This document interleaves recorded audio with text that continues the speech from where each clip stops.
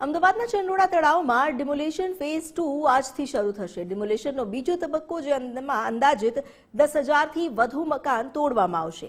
અમદાવાદ મહાનગરપાલિકાની 25 ટીમ આ કામગીરીમાં જોડાશે। ચુસ્ત પોલીસ બંદોબસ્ત સાથે કામગીરી હાથ ધરાઈ છે। 2 જેસીપી, 6 ડીસીપી સહિતનો સ્ટાફ બંદોબસ્તમાં જોડાયા છે। અંદાજિત 3,000થી વધુ પોલીસ જવાનો ખડે પગે છે। ડિમોલેશનની કાર્યવાહી સમયે 25 એસઆરપીની કંપની પણ તૈનાત। પહેલા ફેઝમાં 1.5 લાખ સ્ક્વેર મીટર જગ્યા સાફ કરાઈ। હવે બીજા ફેઝમાં 2.5 લાખ સ્ક્વેર મીટર જગ્યા સાફ કરાશે।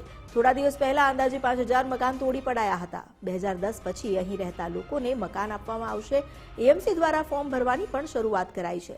આવાસ મેળવવા માટે પુરાવા પણ રજૂ કરવા પડશે। ચંડોળા તળાવમાંથી 207 જેટલા બાંગ્લાદેશી પકડાયા। અમદાવાદમાંથી કુલ 250 જેટલા બાંગ્લાદેશી પકડાયા। हमारे साथ जोड़ाया है संवाददाता मानसी આજથી ડિમોલેશન પાર્ટ 2 જે શરૂ થવા જઈ રહ્યું છે અહીં જે જગ્યાઓ સાફ કરવામાં આવશે પહેલા જે ડિમોલેશન કરવામાં આવ્યું ત્યારબાદ ફરી નોટિસ આપવામાં આવી અને આજે ડિમોલેશનની કામગીરી કરવાની છે ત્યાં કયા પ્રકારનો માહોલ શું તૈયારી અને ત્યાં લોકો શું કહી રહ્યા છે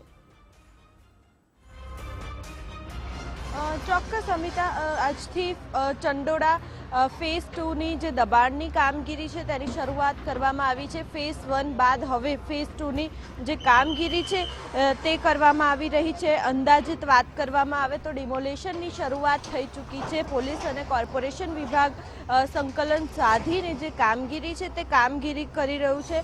અંદાજે 3,000 જેટલા જે પોલીસ કર્મીઓ છે તેમનો બંદોબસ્ત આ દબાણો દૂર કરવામાં જોવા મળી રહ્યો છે અને ફેઝ 2 ની જો વાત કરવામાં આવે તો અંદાજિત 8,000 જેટલા જે કાચા પાકા જે બાંધકામો છે ગેરકાયદેસર તે દૂર કરવામાં આવશે અને 2.50 લાખ સ્ક્વેર મીટર જમીન જે છે તે ખાલી કરાવવામાં આવશે। 3,000 પોલીસ કર્મીઓ હોય અને 25 એસઆરપીની ટુકડી હાલ બંદોબસ્તમાં જોવા મળી રહી છે અને કોર્પોરેશનની પણ વાત કરવામાં આવે તો કોર્પોરેશનના પણ 50 જેસીબી છે હાલ તે આ દબાણની કામગીરીમાં જોડાયા છે અને હિટાચી મશીનનો પણ જેમાં જે ઉપયોગ છે તે ઉપયોગ કરવામાં આવી રહ્યો છે।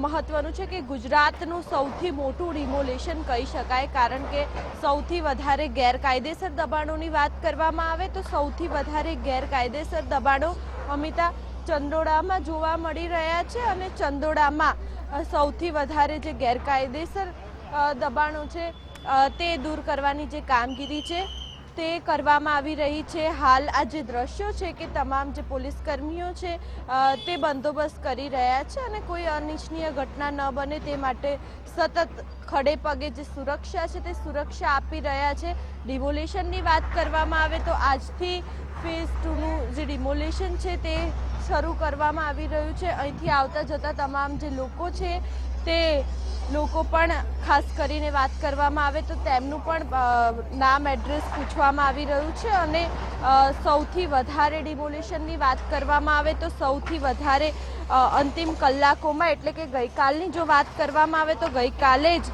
આ વિસ્તારમાં એએમસી દ્વારા માઇક ફેરવીને લોકોને ઘર ખાલી કરી દેવા માટે ચેતવણી આપી હતી અને મોડી સાંજે અને રાત્રિના સમયે પણ ખાસ કરીને ચેતવણી આપી હતી અને ઘરમાંથી જે લોકો છે તે લોકોને પોતાનો જે સામાન છે તે બહાર કાઢી વાહનોમાં લઈ જવા માટે રવાના કરતા પણ જોવા મળ્યા હતા। તો બીજી તરફ ડિમોલેશનની કામગીરી માટે રાત્રિના સમયે જેસીબી સહિતના જે વાહનો છે તેની કતારો લાગી ગઈ હતી અને આજથી ડિમોલેશનનો જે બીજો તબક્કો છે તે શરૂ થઈ ગયો છે। અમદાવાદ મ્યુનિસિપલ કોર્પોરેશનના તમામ ઝોનની જે એસ્ટેટ ટીમ છે તે સાથે મળીને ફરી એક વખત જે મેગા ડિમોલેશન છે તે આ ડિમોલેશનમાં જોડાઈ છે અને અહીંયાથી જ જે ડિમોલેશનની શરૂઆત છે તે કરવામાં આવી રહી છે એટલે કે અંદાજે સૌથી મોટા જે ગેરકાયદેસર દબાણો છે તે આજે દૂર કરવામાં આવશે। અમિતા जी बिल्कुल मानसी आभार आपनो जानकारी आपवा माटे। तो आज गैरकायदेसर दबाण दूर करवामां आवशे अत्यारथी ज कामगीरी शरू करी देवामां आवी छे। वहेली सवारथी गईकाले અહીં રહેનારા લોકોને પણ નોટિસ આપવામાં આવી હતી। સાથે જ લાઉડસ્પીકર પર અનાઉન્સમેન્ટ પણ કરવામાં આવ્યું હતું કે અહીંથી સામાન લઈને તેઓ હિજરત કરે। આવાસ મેળવવા માટે પણ હવે મહાનગરપાલિકાએ એક વૈકલ્પિક વ્યવસ્થાની શરૂઆત કરી છે।